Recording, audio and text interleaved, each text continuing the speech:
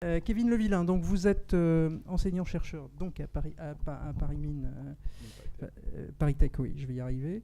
Et vous êtes aussi, vous intervenez, voire même fortement intervenant à la chaire théorie de l'entreprise, si mes informations sont bonnes. Voilà.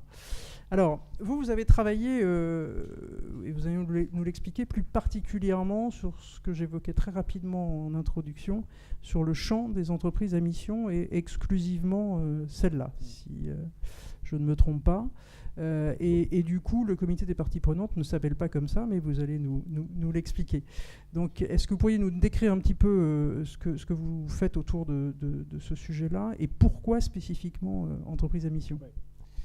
Oui, merci d'abord, merci beaucoup de votre invitation. Effectivement, alors, je ne suis pas du tout expert des comités parties prenantes en toute généralité, et ni d'ailleurs de la responsabilité sociale de l'entreprise en particulier, mais effectivement, les travaux qu'on a menés à l'École des Mines et dans la chaire théorie de l'entreprise, et aussi avec le Collège des Bernardins, ça venait plutôt effectivement autour de la question de l'entreprise à mission, de l'idée qu'on avait besoin aujourd'hui, et d'un point de vue théorique et d'un point de vue de la doctrine qui est diffusée et qui se relie dans les pratiques, de changer ce que c'est que la représentation même de l'entreprise.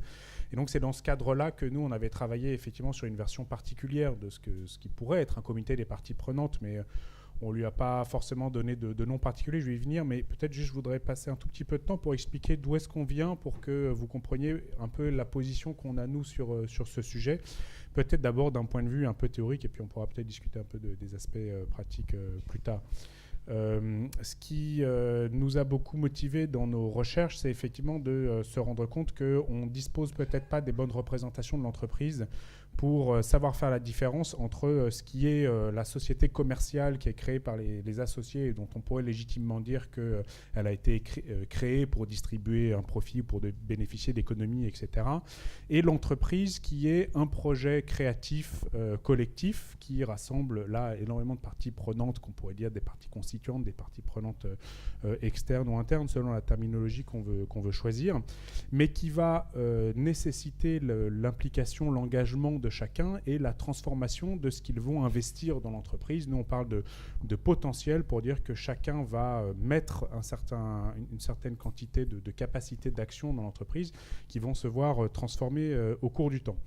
Et donc, la loi Pacte, dans son chapitre 3, qui est discuté en ce moment, reprend notamment plusieurs de ces propositions autour des travaux, notamment du Collège des Bernardins et d'autres, avec la modification de l'article 1833 qui inclut la nécessité pour toutes les sociétés de considérer les enjeux sociaux et environnementaux de leur activité. Mais il y a aussi une partie dont on pourra faire le lien peut-être avec justement ce que vous évoquiez tout à l'heure sur les parties constituantes, sur le renforcement des administrateurs salariés, et donc la présence des salariés dans les conseils d'administration. Je pense qu'il y a un lien intéressant à faire là avec le sujet de ce soir.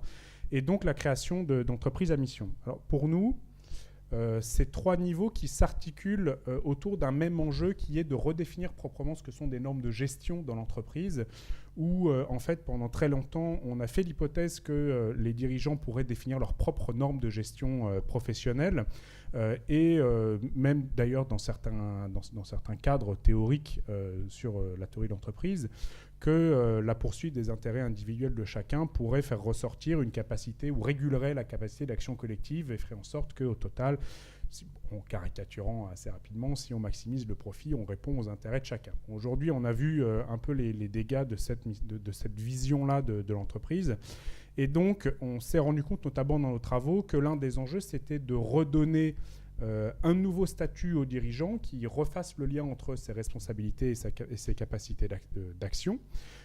Et l'entreprise à mission, c'est notamment un modèle qui permet d'aller un peu plus loin que les responsabilités RSE qu'on connaît depuis très longtemps, sur lesquelles on a beaucoup travaillé, et qui sont justement les entreprises qui voudraient être motrices, pas seulement à répondre à leurs impacts aujourd'hui, mais aussi à défendre, je dirais, une vision de l'avenir qu'elles souhaitent construire, notamment face aux enjeux environnementaux, sociaux, etc. qu'on connaît.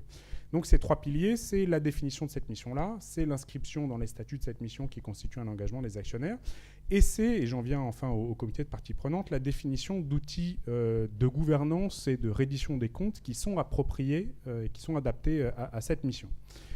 Et donc, dans ce cadre-là, la proposition sur laquelle on avait travaillé, c'était pas tant la proposition d'un comité de parties prenantes qui, comme Mélanie l'a souligné, effectivement, existe depuis longtemps, enfin depuis plusieurs années en tout cas, mais un comité qu'on pourrait dire un comité de mission, ou dans les premiers termes qu'on avait un comité à l'objet social étendu, et qui vise en fait à évaluer si l'entreprise répond effectivement à la mission qu'elle s'est fixée. Donc il y a peut-être une petite différence avec les comités de parties prenantes, on en a parlé en toute généralité, mais vous allez voir en fait finalement pas tant que ça, parce que je me retrouve assez bien dans tout ce que Mélanie a expliqué. Pour comprendre pourquoi est-ce qu'on a besoin de ce comité-là, il y a vraiment deux enjeux qui me semblent assez forts qu'il faut rappeler. Le premier, c'est l'enjeu d'innovation. C'est-à-dire que l'une des limites qu'on pourrait trouver à identifier les parties prenantes de l'entreprise à un instant donné, c'est de la voir comme une entité statique qui, en réalisant ses activités à un instant T, aurait un collège de parties prenantes stables autour d'elle.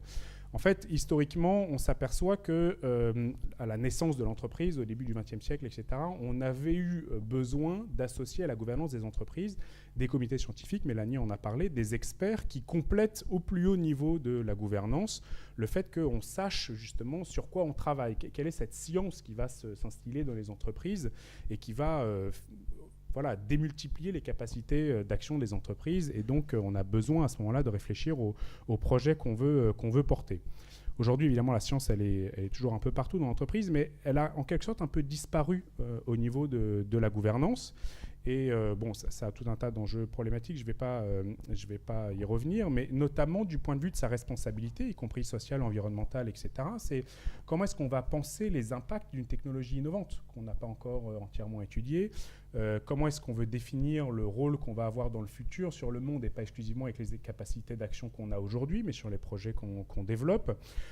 Et ces impacts pourraient encore être largement inconnus, etc., sans avoir l'aide d'une démarche experte, justement, et d'un certain nombre de parties qui ne sont pas forcément prenantes au sens où elles ont un lien d'intérêt avec l'entreprise ou qu'elles sont concernées par l'activité, mais même qui peuvent avoir une voix ou un intérêt ou même être une aide pour l'entreprise sur l'exploration de ces enjeux d'innovation. Et l'autre enjeu important pour nous, c'est cet enjeu d'engagement collectif, qui consiste à dire à la régulation, entre guillemets, un peu, en quelque sorte, ce qu'on aurait appelé une régulation politique, c'est-à-dire une vision d'un comité des parties prenantes qui contrebalancerait en quelque sorte d'autres intérêts de l'entreprise ou d'intérêts économiques, et qui viserait là à défendre un peu quels seraient les points qu'il ne faut pas oublier de leur propre, la façon dont ils sont concernés par l'entreprise. C'est également un moyen de contrôler justement cette application des bonnes normes de gestion par le dirigeant, et en particulier donc des normes d'équilibre entre les potentiels qui sont engagés dans l'entreprise, des normes qu'on a appelées de prévoyance, c'est-à-dire la capacité à faire face aux risques encore inconnus, les risques futurs qui vont porter sur ces parties prenantes et sur ces parties engagées. Et pour ça, on a besoin pas seulement d'un contre-pouvoir politique, mais aussi de définir le projet sur lequel on veut travailler ensemble. Et de ce point de vue-là, je trouve ça très intéressant, votre exemple chez Michelin, sur le fait justement que beaucoup de parties prenantes ont découvert que vous ne travailliez pas à 99% sur le pneu. On voit bien que l'enjeu pour avoir un échange utile avec ces parties prenantes, qu'elles soient externes ou internes, j'y reviendrai peut-être tout à l'heure, c'est déjà de connaître l'entreprise, de savoir ce que l'entreprise fait. Ça va poser les questions de savoir quel est le niveau d'information qu'il faut donner dans ce comité-là pour pouvoir travailler. Est-ce qu'on a besoin d'aller jusqu'à des informations qui sont confidentielles sur la stratégie? Parce que, comme Mélanie l'indiquait, si on n'est pas articulé avec la stratégie, peut-être que l'impact de ces parties prenantes, de ce comité, va être très limité. Mais aussi, pas seulement savoir ce qu'on fait, mais savoir ce qu'on veut faire. Et là, avoir d'un côté recours à une régulation donc, politique, ou d'avoir accès à la fois à ces personnalités-là, et pouvoir échanger avec eux sur le projet de l'entreprise, voilà qui permet de restaurer, si vous voulez, cet équilibre entre les deux. Je crois que vous avez accompagné, ou en tous les cas étudié, Oui. certaines entreprises, et particulièrement, je crois, la Camif et Nutri-7. Oui. Qu'est-ce que vous retirez de ces observations donc, dans la réalité et du fonctionnement de ces entreprises, qui sont donc toutes les deux des entreprises à mission? À mission, oui. C'est là où je vais retrouver en fait beaucoup de ce que dit Mélanie tout à l'heure. En fait, le premier constat, notamment chez Nutri-7, pour être tout à fait transparent, je participe au comité, comité à l'objet social étendu, tel qu'ils l'ont appelé chez eux, de Nutri-7, ce qui me permet justement de voir ce qui s'y passe. L'exemple ne vaut pas généralité, mais en l'occurrence, ce qui m'a vraiment frappé, c'est que ça devient un espace stratégique très important, où la façon dont ils ont conçu cet espace-là n'est pas seulement un espace d'évaluation de la mission telle qu'ils se la sont définis, mais aussi un espace de présentation et de discussion d'un certain nombre de dilemmes stratégiques qu'ils se posent vis-à-vis, par exemple, de leur mission. Et donc, l'un des rôles de ce comité des parties prenantes, ça va être notamment d'aider, et pour le coup, la direction générale participe à ces réunions-là. C'est même la direction générale, bon, aussi parce que c'est une petite entreprise, hein, donc il n'y a pas de responsable RSE à proprement parler, mais c'est la direction générale elle-même qui va présenter ce qui a été fait pendant l'année dans le lien avec la mission qui se sont définis, etc. Donc on a accès en fait un peu directement à ce plus haut niveau de management. Et donc ça va être par exemple de considérer quelles sont les alternatives stratégiques qui sont envisageables. Alors l'enjeu évidemment du comité n'est certainement pas ni de définir la stratégie ni de la décider à la place du conseil d'administration et de la direction générale, évidemment.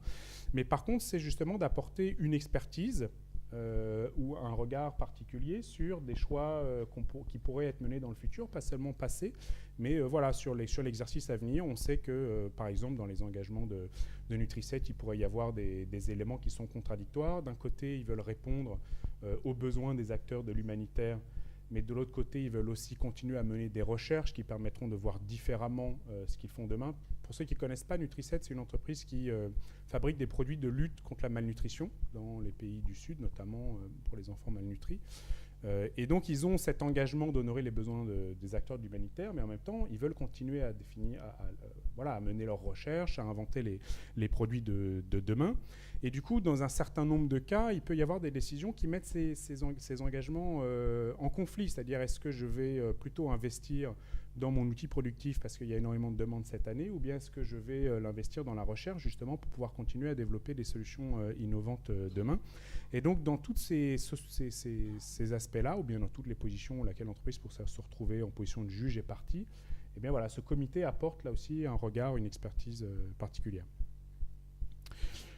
Chez la Camif, c'est un petit peu différent. Alors, chez Nutri-7, la façon dont le comité a été construit, c'est... et je reviens un tout petit peu sur ce que j'ai dit tout à l'heure, pourquoi nous on ne l'a pas appelé comité des parties prenantes, c'est que la façon dont ça a fonctionné chez Nutri-7, c'est voilà la mission qu'on se propose de poursuivre, voilà en quelque sorte ce qui va guider les stratégies pour les années à venir. Et donc, partant de là, voilà l'expertise et les parties prenantes avec lesquelles on a besoin d'interagir pour s'assurer qu'on ne fait pas n'importe quoi et qu'on répond à la mission. Donc, vous voyez, en fait, en quelque sorte, on inverse la position par rapport à un cadre dans lequel on regarde l'entreprise à un instant T, on regarde quelles sont ses parties prenantes et on interagit avec celle-là. La Camif, c'est plutôt cette deuxième solution-là qu'ils ont choisie aujourd'hui, qui est en fait justement de faire état de l'ensemble de leurs parties prenantes et d'intégrer celle-ci autour de la réflexion sur la mission. Alors c'est intéressant parce que du coup, dans un cas, on a défini la mission en amont et on introduit les parties prenantes qui correspondent. Dans l'autre cas, on réunit les parties prenantes d'aujourd'hui, on définit la mission avec elles. Et là, ce serait un des rôles intéressants de ce comité des parties prenantes, d'aider justement à influencer quel va être l'objet, la finalité de l'entreprise, surtout dans le cadre de l'entreprise à mission. Et ensuite, on pourrait imaginer que voilà, le conseil va changer, va s'étoffer, peut-être va accueillir des externes qui ne sont pas aujourd'hui considérés comme les parties prenantes centrales de l'entreprise, mais qui pourront être utiles sur les enjeux d'innovation qu'ils ont à traiter. Très bien. Je vais poser pour terminer la même question qu'à Sophie Perrier sur la mesure. Est-ce que, puisqu'en plus vous êtes au sein de ce comité de mission de Nutri-7, est-ce que vous voyez des des effets et des orientations, une forme d'influence active sur les décisions de l'entreprise finalement. Oui, alors aujourd'hui, on n'a effectivement pas cherché à mesurer l'impact ou l'influence du comité en tant que tel. Par contre, ce qui est la façon dont on fonctionne, par exemple chez Nutri7, c'est on identifie, donc c'est un comité qui se réunit chaque année, et on identifie des points d'attention qui sont en fait un ensemble par exemple de risques dont on sait qu'il faut continuer à les suivre sur l'année à venir et dont on va rediscuter l'année d'après.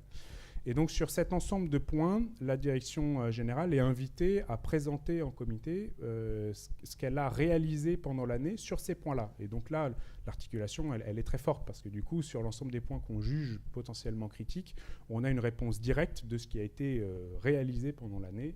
Et donc voilà, l'interaction est très claire. Maintenant, sur la question de la mesure, se pose aussi la question de savoir comment est-ce qu'on...